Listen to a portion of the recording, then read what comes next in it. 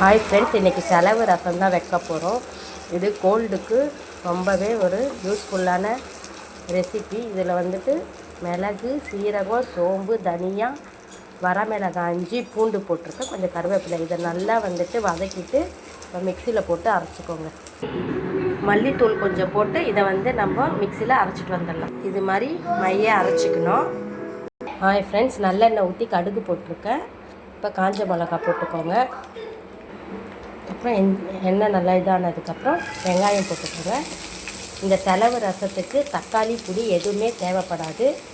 இது இந்த மழை காலத்துக்கு இந்த ரசம் நல்லா வச்சு சுட சுட சாப்பாடு போட்டு சாப்பிட்டா சூப்பராக இருக்குங்க. தேவையான உப்பு, மஞ்சத்தூள், கறிவேப்பிலை சேர்த்துருக்கேன்.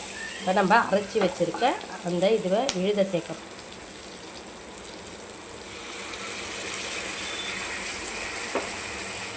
இந்த செலவு ரசம் நல்லா கொதிக்கணும். கொதித்ததுக்கப்புறம் கொத்தமல்லி தூவி இறக்கிடுங்க. எப்படி இருக்குது பாருங்கள். Okay, thank you. பிடிச்சிருந்தா லைக் பண்ணுங்கள், கமெண்ட் பண்ணுங்கள்.